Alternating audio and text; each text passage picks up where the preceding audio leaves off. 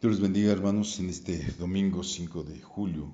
Es un gozo poder llegar hasta usted a través de este medio y compartir la palabra que Dios tiene hoy para nosotros. Estoy seguro de que muy pronto el Señor nos permitirá vernos y sentir la alegría de unidos a exaltar y glorificar a nuestro Dios. Claro, tomando en cuenta las indicaciones que recibamos de las autoridades, porque vivimos en una sociedad y como parte de ella debemos asumir un rol responsable para el mejor funcionamiento de la misma.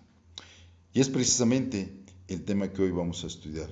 La Biblia habla a la sociedad.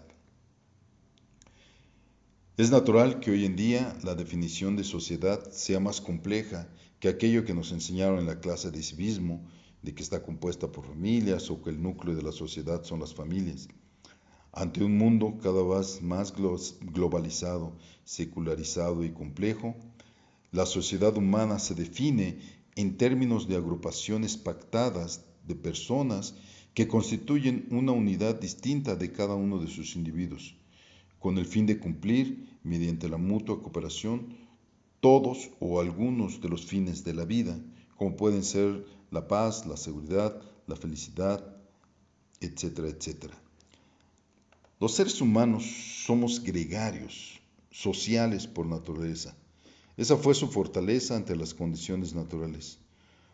No poseemos garras ni grandes colmillos, nuestra piel es muy frágil, muy débil, así que la forma de enfrentarnos a la naturaleza y salir avante fue congregarnos, organizarnos en comunidades o en grupos, pero para que eso funcione hay que establecer reglas que regulen nuestros instintos. Por eso, Dios nos dio principios bíblicos para la sociedad, que son aplicables a cualquier grupo de personas o cualquier nación, y han mantenido vigencia a lo largo de los siglos. Por eso, el consejo que Padre Eterno nos da en Deuteronomio 5:33 sigue siendo actual. Leamos, andad en todo el camino que Jehová nuestro Dios os ha mandado, para que viváis y os vaya bien y tengáis largos días en la tierra que habéis de poseer. Los caminos de Jehová son rectos, que hacen sabio al sencillo, dice el salmista. Seguir sus caminos es seguir la vida. Dios, como creador de la humanidad, sabe qué le conviene y nos muestra a través de la Biblia cómo las sociedades pueden salir adelante y mantener una relación duradera. Tanto Deuteronomio como Romanos hablan al mundo que nos rodea. Nos brindan información que las sociedades necesitan. Deuteronomio presenta las bases de nuestra necesidad espiritual. Dios nos ha encomendado que vivamos de cierta manera, mientras que Romanos nos dice la consecuencia de no haber cumplido con ese mandato, pero también nos da la solución. Todo ser humano necesita redención. Vayamos a la lectura de la palabra de Dios, donde nos presenta los 10 mandamientos. Dice la palabra de Dios así, en Deuteronomio 5, del 6 al 15. Yo soy Jehová tu Dios, que te saqué de la tierra de Egipto, de casa de servidumbre. No tendrás dioses ajenos delante de mí. No te harás para ti escultura, ni imagen alguna de cosa que está arriba en los cielos, ni abajo en la tierra, ni en las aguas debajo de la tierra. No te inclinarás a ellas, ni las servirás, porque yo soy Jehová tu Dios, fuerte, celoso, que visito la maldad de los padres sobre los hijos hasta la tercera y cuarta generación de los que me aborrecen, y que hago misericordia a millares a los que me aman y guardan mis mandamientos. No tomarás el nombre de Jehová tu Dios en vano, porque Jehová no dará por inocente al que tome su nombre en vano. Guardarás el día de reposo para santificarlo, como Jehová tu Dios te ha mandado.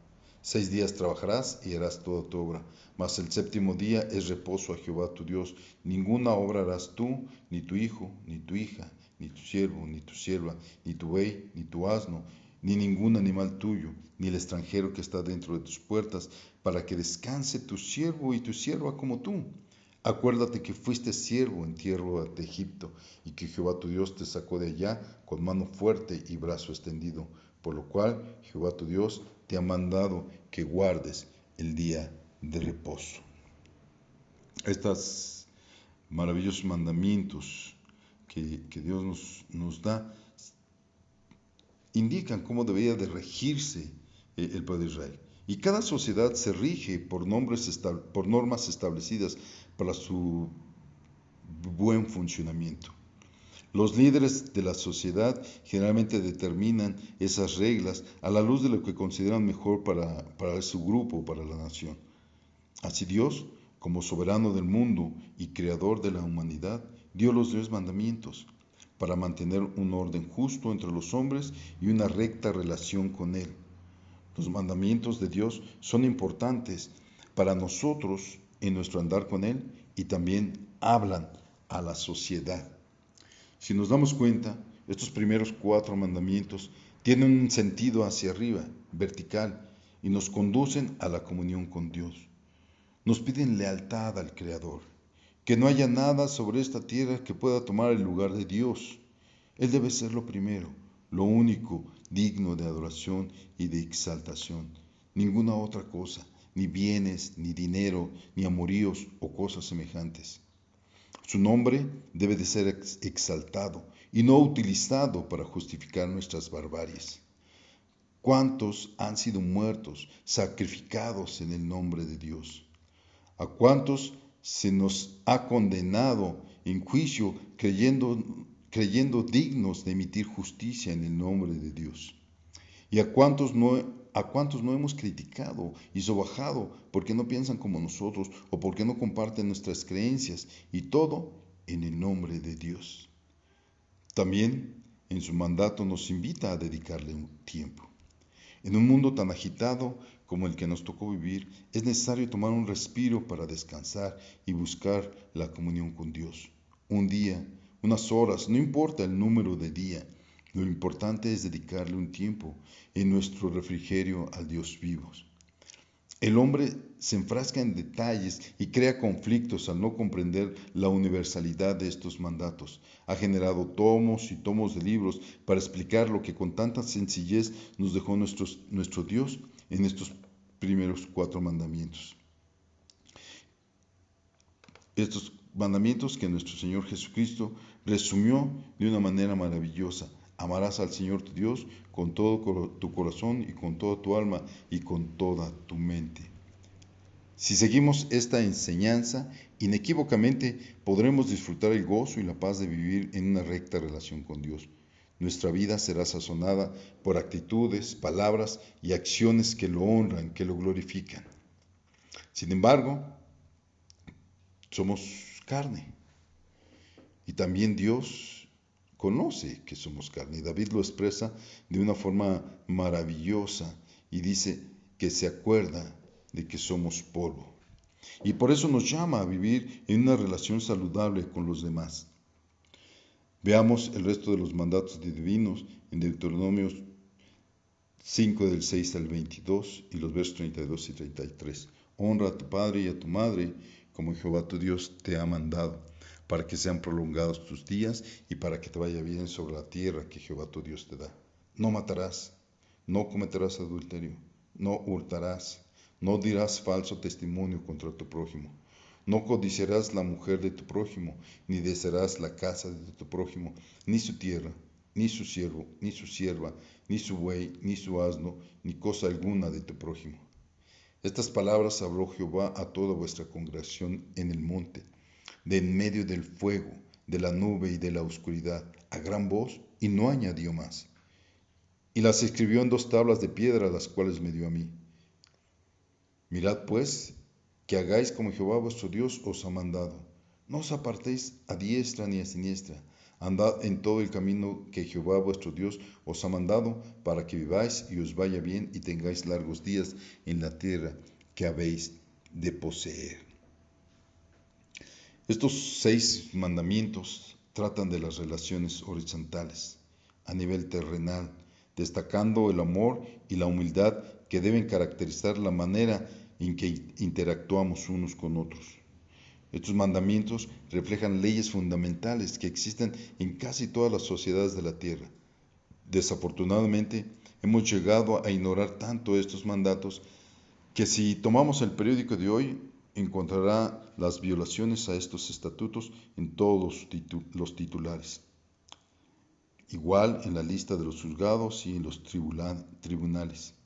Y lo único que se nos pide es tener respeto por los padres, respeto por la vida, respeto por el matrimonio, respeto a la propiedad, honradez y evitar la codicia, que es el deseo insano de algo que pertenece a otra persona. Los mandamientos morales que recibió Moisés en el monte Sinaí hoy son pertinentes porque tratan con decisiones morales que las personas toman a diario. Elecciones morales que a menudo tienen consecuencia, que alteran la vida. Hoy en día podemos ver cómo en nuestro país estos mandamientos son pasados por alto. Asesinatos, secuestros, infidelidades, asaltos, robo, abuso de la autoridad y cosas semejantes. Bien lo dice la Escritura en Génesis 6:5, y vio Jehová que la maldad de los hombres era mucha en la tierra, y que todo designio de los pensamientos del corazón de ellos era de continuo solamente el mal. Por eso las sociedades necesitan límites para operar de una manera saludable. Y nosotros como cristianos podemos dar testimonio de la realidad de que los 10 mandamientos provienen de un Dios amoroso y justo y que quiere mantener una relación personal con la humanidad que Él ha creado. Jacques Rousseau, un filósofo humanista del siglo XVIII, decía que con la sociedad surge la propiedad privada, que él la define como el origen de los problemas causados por la sociedad. Es decir, él pensaba que a partir de la propiedad privada nacen los sentimientos de envidia, las desigualdades, etc. Sin embargo, la Biblia nos dice claramente que el origen de todas estas circunstancias está en el pecado, es decir, en el acto voluntario del hombre de incumplir los mandamientos de Dios. La Biblia describe el pecado de una manera tremenda. Leamos Romanos 1 de los versículos 21 al 32. Pues habiendo conocido a Dios, no le glorificaron como a Dios, ni le dieron gracias, sino que se envanecieron en sus razonamientos y su necio corazón fue entenebrecido, profesando ser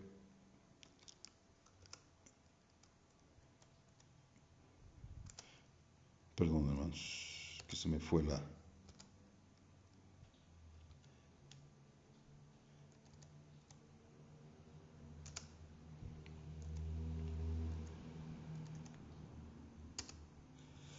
Profesando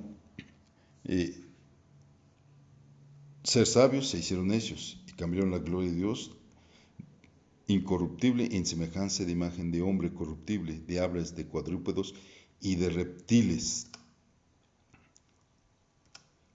Por lo cual también Dios los entregó a la inmundicia en la concupiscencia de sus corazones, de modo que deshonraron entre sí sus propios cuerpos, ya que cambiaron la verdad de Dios por la mentira, honrando y dando culto a las criaturas antes que al Creador, el cual es bendito por los siglos. Amén. Por esto Dios los entregó a pasiones vergonzosas, pues aún sus mujeres cambiaron el uso natural por el que es contra naturaleza. Y de igual modo también los hombres, dejando el uso natural de la mujer, se encendieron en su lascivia unos con otros, cometiendo hechos vergonzosos hombres con hombres, y recibiendo en sí mismos la retribución debida a su extravío. Y como ellos no aprobaron tener en cuenta a Dios, Dios los entregó a una mente reprobada para hacer cosas que no convienen, estando atestados de toda injusticia, fornicación, perversidad, avaricia, maldad, llenos de envidia, homicidios, contiendas, engaños y malignidades, murmuradores, detractores, aborrecedores de Dios, injuriosos, soberbios, altivos, inventores de males, desobedientes a los padres, necios, desleales, sin afecto natural, implacables, sin misericordia, quienes habiendo entendido el juicio de Dios, que los que practican tales cosas son dignos de muerte, no solo las hacen, sino que también se complacen con los que la practican. Alguien puede preguntar aquí que dice, habiendo conocido a Dios, pero los que no conocen o no conocieron a Dios, ¿qué? Pero Pablo aclara desde el verso 19 que Dios se hizo manifiesto a través de la creación, diciendo que las cosas invisibles de Él, su eterno poder y deidad, se hicieron claramente visibles desde la creación del mundo. Y éstas se entienden por medio de las cosas hechas, de modo que no hay excusa, no tienen pretexto. Estos versos muestran una escena trágica. No hay excusa porque la realidad del único Dios verdadero les fue mostrada. Si no creen en la palabra escrita, entonces por medio de la creación. Ciertamente, en la actualidad, las sociedades se burlan de la noción de pecado, pero la escritura muestra la espiral descendente que produce. Y aunque la existencia de Dios se hace clara a través de la creación, en la belleza, el orden, los detalles y el diseño, la humanidad rechazó al Creador. Ese fue su primer paso. Cambió al Hacedor de todo por lo creado. Y aunque está en su ser la necesidad de adorar algo más grande que Él, cuando las personas rechazan a Dios, deciden buscar algo a que aferrarse. Al inicio fueron ídolos de piedra, después las comodidades y el dinero. Hoy también es la búsqueda de la verdad a través de la ciencia. El hombre ha desterrado a Dios de su creación, como lo dice en un canto el hermano Marcos Vidal. Cerebros grises, si bien genios, su genialidad y orgullo es su perdición porque se niegan a reconocer a Dios y cambian la adoración a Dios por la veneración de la ciencia. Una vez que el hombre desecha su relación con Dios, se convierte en un esclavo de sus pasiones y deseos, y muchos de ellos son pecaminosos. Este es el cuadro de la degradación moral. La escritura lo describe como pasiones que desafían la razón. En este punto, el hombre deja de tener conciencia de Dios y Dios, Él los deja para que se entreguen a sus antojos sensuales y obscenos y se justifican a veces llamándolo amor. Confunden sus pasiones desordenadas y le quieren dar un toque de justicia cambiando o ajustando las definiciones. Se olvidan o no quieren reconocer que la sexualidad fue el medio que Dios nos dio para la continuidad de la raza humana. La desviación de este objetivo pervierte la intención de Dios para el sexo y cambian la verdad de Dios por una mentira que los conduce cada vez más bajo, hasta el punto en que las prácticas naturales son pervertidas y ante ese olvido del nombre de Dios se les devuelve y Dios los entrega, como lo dice Pablo, a una mente reprobada, a una conciencia cauterizada. Así, el hombre, sin importarle nada, se desborda hacia toda injusticia, perversidad, envidia, asesinatos. Pero cuidado, hermanos, no solo estos terribles pecados son enlistados aquí, también nos habla del chisme, de los conflictos, de la arrogancia, de la ingratitud, de la falta de misericordia. Al final, como lo indica Romanos, este tipo de acciones y comportamientos los lleva a un desenlace trágico.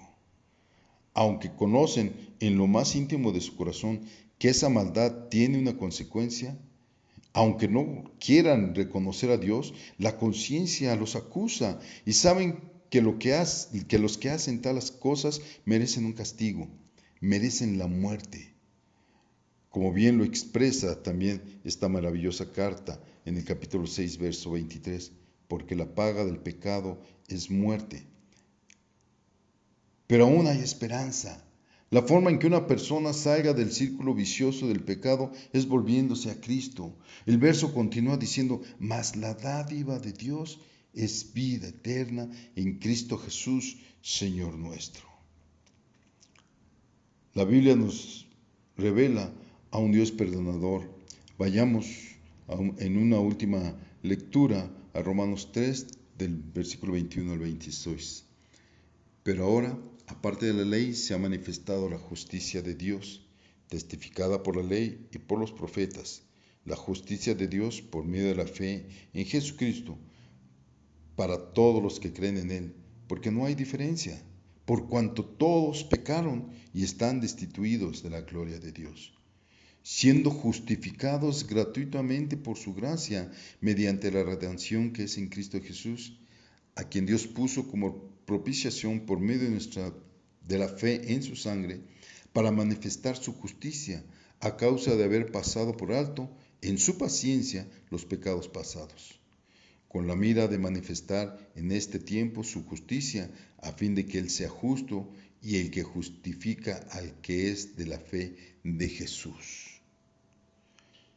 Después de un análisis del pecado de la sociedad y sus serias consecuencias, Pablo da buenas noticias a todo el mundo. Dios envió a su Hijo Jesucristo para ser el sacrificio por nuestros pecados, con el fin de que podamos hallar perdón. Desgraciadamente, la filosofía humanista ha tenido un impacto relevante en la sociedad, sobre todo en la concepción de la bondad del hombre, que ha tenido consecuencias graves hasta nuestros días, haciendo que la opinión predominante en la sociedad actual sobre la justificación ante Dios, si es que se necesita, como dicen ellos, se alcanza a través del esfuerzo de cada individuo por ser bondadoso y que el hombre es el único que puede generar un mundo mejor. Sin embargo, esta concepción está equivocada. Pablo dice claramente que cuando Dios nos ve como justos, no es por nuestros propios méritos, solo a través de la fe en la sangre de Cristo. Una persona puede ser justificada. Y esta esperanza es atemporal y universal. El plan de Dios ha estado presente, como lo dice Pablo, desde el principio, desde la ley y los profetas que señalaban hacia Cristo Jesús. Hoy miramos hacia atrás a su sacrificio y encontramos redención en él. Así que el mensaje que la Biblia tiene para la sociedad es que existe una palabra maravillosa conocida como gracia. Si bien el pecado debe de ser castigado porque Dios es justo y no puede pasar por alto la desobediencia, como resultado se requirió una obra de expiación que el hombre, aún en sociedad, no podía realizar. Entonces Dios, en su gracia, es decir, como un regalo no merecido, envió a su Hijo para que fuera el sacrificio por el pecado de la humanidad, sin importar en qué sociedad se encuentre. La gracia también se ve en la paciencia de Dios. Así como Dios fue paciente en los tiempos del Antiguo Testamento, Él es paciente hoy. No desea que ninguno se pierda, sino que todos procedan al arrepentimiento.